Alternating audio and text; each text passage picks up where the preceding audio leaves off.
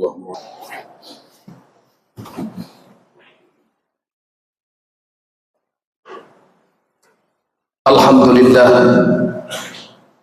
Alhamdulillahi rabbil alamin, wassalatu wassalamu ala asyrafil anbiya'i wal mursalin wa ala alihi wa sahbihi ajma'in. Asyhadu an la ilaha illallah wahdahu la syarika lah wa asyhadu anna Muhammadan abduhu wa rasuluh. Rabbi shrah li sadri wa yassir li amri wahlul 'uqdatam min lisani yafqahu qawli. Bismillahirrahmanirrahim. Walau anna ahlal qura amanu wattaqaw la fatahna 'alaihim barakatin minas samai wal ardh. Wa in kazzabu fa akhadnahum bima kanu la yaksibun. Shadaqallahul 'alim. Alhamdulillah, buat langkah yang pertama selaku kita hamba Allah, mari sama-sama kita memanjatkan puji dan syukur kehadirat Allah Subhanahu wa taala. Karena dengan kudrah dan iradah Allah lah pada siang hari ini, pada hari ini kita masih diberikan kesempatan untuk berkumpul di sini, yaitu melaksanakan perintah Allah, melaksanakan salat Jumat secara berjamaah. Kita berdoa kepada Allah Subhanahu wa taala, mudah-mudahan seperti ini kita berkumpul pada hari ini. Insyaallah Allah akan mengumpulkan kita nantinya di hari kiamat dalam surganya Allah. Amin ya rabbal alamin. Selanjutnya salawat dan salam mari sama-sama kita sanjung sajikan ke pangkuan alam Nabi besar Muhammad sallallahu alaihi wasallam dengan mengucapkan Allahumma shalli ala sayyidina wa nabiyyina wa habibina wa syafi'ina wa dhukhrina wa maulana Muhammad. Mudah-mudahan dengan rajinnya kita berselawat, insyaallah kita akan mendapatkan syafaat di hari kemudian kelak. Yang saya muliakan Imam Besar Masjid Al-Kautsar Perumahan PT ASEAN, yang kami hormati seluruh pengurus masjid, remaja masjid, kepada abu-abu tungku-tungku yang sudah berhadir teristimewa, kepada seluruh jamaah salat Jumat yang insyaallah dimuliakan Allah Subhanahu wa taala. Sidang salat Jumat yang dimuliakan Allah Subhanahu wa taala, alhamdulillah, terima kasih pada hari ini kami dipercayakan untuk membacakan rukun doa al-khutbah. Mudah-mudahan pertemuan pada hari ini akan dicatat oleh Allah Subhanahu wa taala menjadi berkah dan ditemukan kita dalam surganya nantinya oleh Allah Subhanahu wa taala. Kaum muslimin sidang salat Jumat yang dimuliakan Allah Subhanahu wa taala. Kebetulan pada hari ini, kalau tidak salah saya, kita berada di 18 bulan Sya'ban, yaitu bulan ke-8 dalam tahun Hijriah.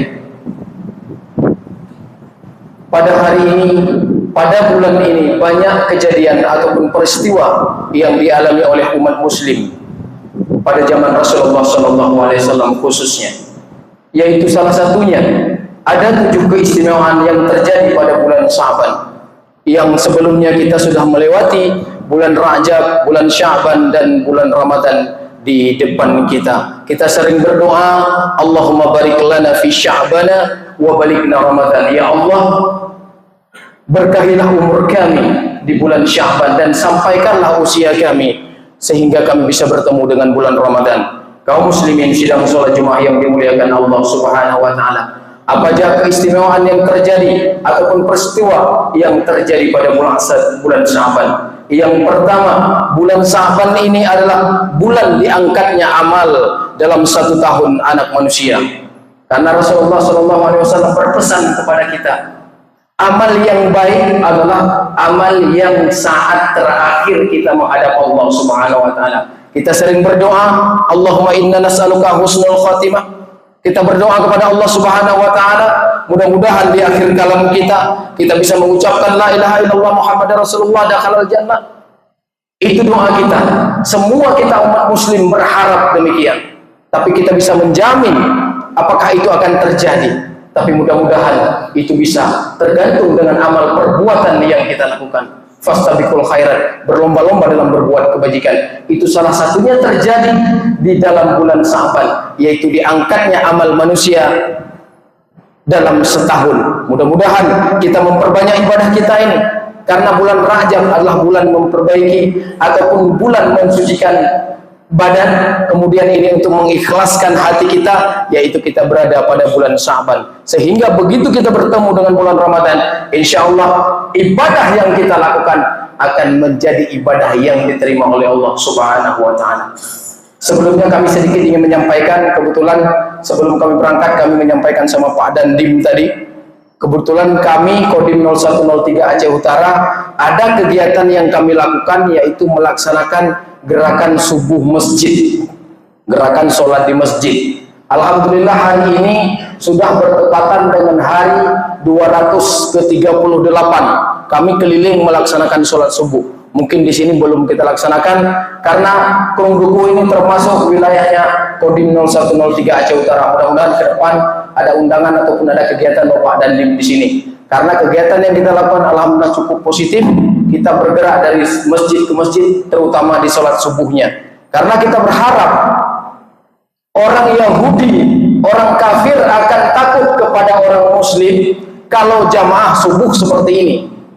Tapi ini jarang kita dapat, kecuali mungkin di kota-kota. Kalau di kota Lusmawe mungkin di Baitur Rahman, di Masjid Jami, itu jamaahnya alhamdulillah ramai kalau subuh. Kita harapkan di desa-desa, termasuk di daerah kita ini, beginilah kita sholat subuh. Karena Allah berpesan dalam Al-Quran kepada kita dalam surat Al-Isra ayat 78. Aqimis salata liduluki syamsi ila ghasaqil laili wa Qur'an al-fajri inna Qur'an al-fajri kana masyhuda. Laksanakanlah, tunaikanlah sholat semenjak tergelincir matahari, yaitu sholat zuhur atau sholat Jumat, kemudian sampai dengan terbenam matahari. Kemudian lanjutkan oleh Allah, laksanakanlah sholat subuh. Sesungguhnya sholat subuh disaksikan oleh para malaikat Allah. Subhanallah. Kita berharap, kita berdoa jamaah subuh seperti ini. Ini yang kita harapkan. Tetapi begitu jamaah subuh kita lihat di masjid yang tinggal hanya 1 saf, 2 saf. Itu di kota. Kalau di kampung yang tinggal mungkin setengah saf. Imamnya, bilalnya hanya beberapa orang. Sehingga banyak terjadi hal-hal yang tidak kita inginkan sekarang. Dulu, kita berbicara dulu, mungkin Aceh ini jarang terjadi begal. Kita lihat beberapa 1 bulan ke belakang, 2 kali kejadian begal di Luxmawe. Itu siapa yang salah? Apakah harus kita salahkan pemerintah? Harus kita salahkan bupati? Kita salahkan kalau kami di sini sebagai Danramil, Kapolsek, Pak Camat, atau kepala desa? Semua kita punya peran, terutama adalah orang tuanya. Ya ayyuhalladzina amanu qu anfusikum wa ahlikum nar. Kata Allah, jagalah dirimu dan keluargamu dari siksa api neraka. Ini yang harus kita jaga. Kami sebagai aparat keamanan salah satunya diberi saja mungkin wewenang untuk melaksanakan mungkin patroli malam, sehingga kita harapkan tidak terjadi anak-anak kita seperti itu. Sedih kita melihatnya. Dulu kita hanya bisa menonton di televisi, sekarang tidak. Kita langsung melihat kenyataan di lapangan terjadi. Anak-anak sekarang bawa parang, anak tingkat SMP, SMA.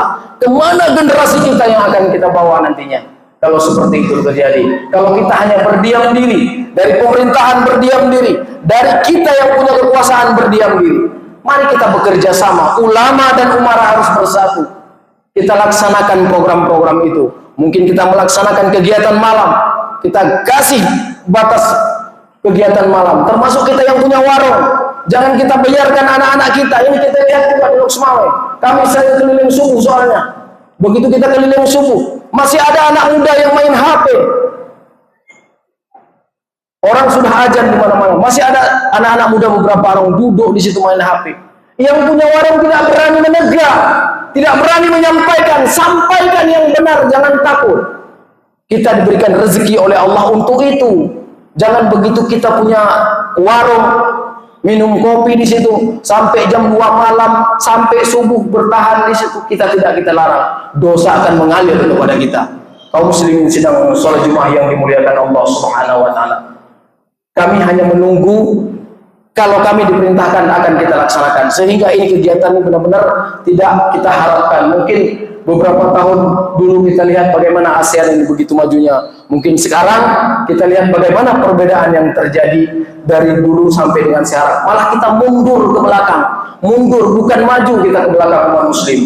Kemudian yang kedua yang terjadi di bulan Sya'ban ini yaitu bulan berlimpahnya pahala dikala orang-orang lalai. Lalai maksudnya di mana? Bulan Sya'ban ini dijepit oleh antara bulan Rajab dengan bulan Ramadan. Kita lalai sebulan lagi, sebentar lagi nanti aja kita melaksanakan ibadah. Kita lagi 2 bulan puasa.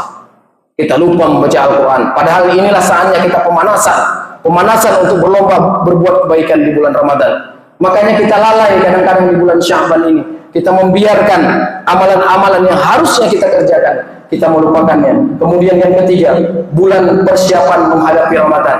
Inilah persiapan kita untuk menuju bulan puasa sebulan penuh.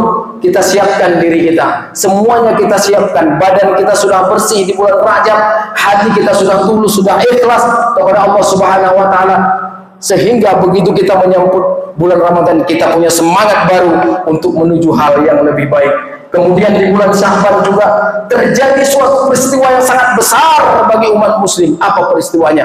Berpindahnya kiblat kita. Rasulullah berdoa kepada Allah setiap saat berkiblat, waktu itu masih kita berkiblat ke Baitul Maqdis ataupun ke Masjidil Aqsa, sehingga terjadinya perpindahan kiblat kalau tidak salah yaitu di tahun kedua Hijriah, di pertengahan bulan Sya'ban, sehingga umat Islam pindah yaitu menghadap Masjidil Haram. Kita lihat surat Al-Baqarah ayat 144 penggalan, fawalli wajhaka syatral Masjidil Haram, maka hadapkanlah wajahmu ke arah Masjidil Haram.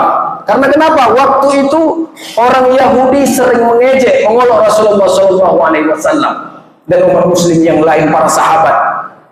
Ternyata sama ibadah yang kita lakukan, sama-sama kita menghadap ke Baitul Maqdis ataupun ke Masjidil Aqsa, sehingga Rasulullah selalu berdoa, menangis Rasulullah memohon kepada Allah Subhanahu wa taala. Dan alhamdulillah pada bulan Sya'ban di tahun kedua Hijriah, Allah memberikan wahyu, memerintahkan untuk berpindah kiblat yaitu ke Masjidil Haram. Kaum muslimin sidang salat Jumat yang dimuliakan Allah Subhanahu wa taala. Kemudian juga di peristiwa yang terjadi turunnya ayat Al-Quran yaitu surat Al-Ahzab ayat 56, yaitu kita diperintahkan oleh Allah berselawat kepada baginda Rasulullah SAW. Innallaha wa malaikatahu yusalluna 'alan nabi ya ayyuhalladzina amanu sallu 'alaihi wa sallimu taslima.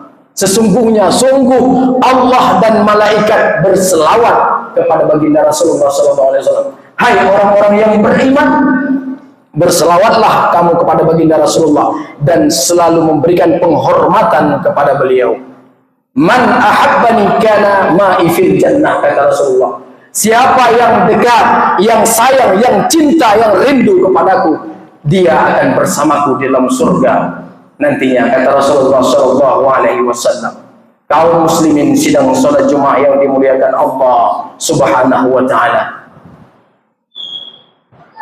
Jadi dari beberapa keistimewaan ataupun peristiwa yang terjadi pada bulan Sya'ban, mari kita kutip, kita jadikan pelajaran. Jangan hanya seremonial lewat saja. Setiap hari kita banyak mengikuti pengajian, kita mengikuti ceramah, tetapi kita melalaikan. Kadang-kadang kita lebih menghormati pimpinan kita, atasan kita ketimbang Allah Subhanahu wa taala. Contoh kan banyak terjadi.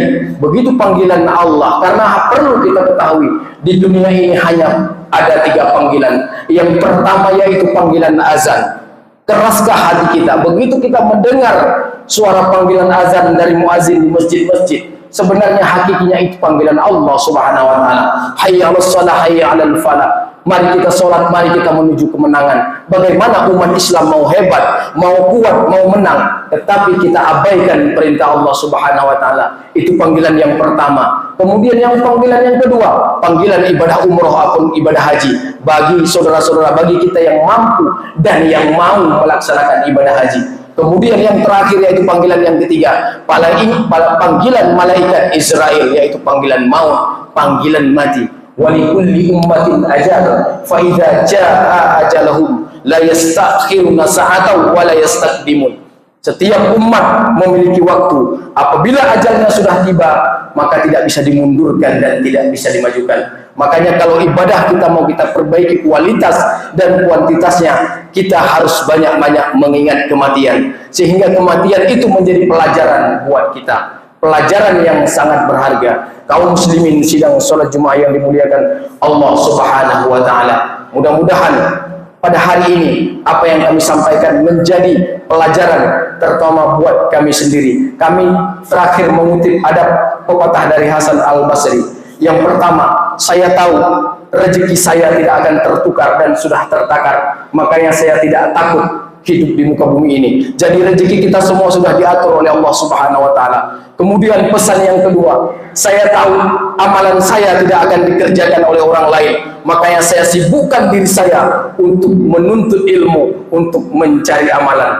Kemudian pesan yang ketiga, saya tahu malaikat, saya tahu kematian selalu mengintai saya, makanya saya sibukkan diri untuk mempersiapkan, untuk menghadapi kematian tersebut. Ya ayyatuhan nafsul mutmainnah, irji'i ila rabbiki radiyatan mardiyah, fadkhuli fi ibadi wadkhuli fi jannati. Mudah-mudahan kita berdoa kepada Allah, itu panggilan Allah yang terakhir buat kita. Wahai hamba-hambaku, datanglah kepadaku dengan riza dan masuklah ke dalam golonganku dan masuklah ke dalam surgaku. Mudah-mudahan khutbah pada hari ini menjadi pelajaran terutama buat khatib sendiri dan buat jamaah sekalian. Terima kasih atas segala perhatian, mohon maaf atas segala kekurangan. Sekarang kita masuk ke dalam rukun doa al-khutbah.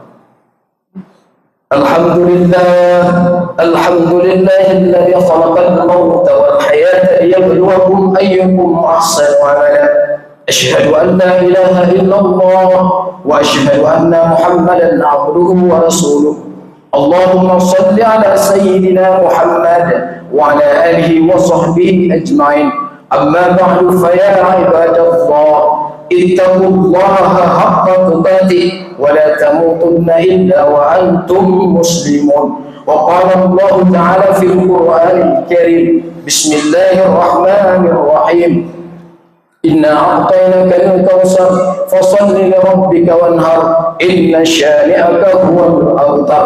بارك الله لي ولكم في القرآن العظيم ونفعني وإياكم بما فيه من الآية والذكر الحكيم وتقبل مني ومنكم تلاوته إنه هو السميع العليم. اللهم صل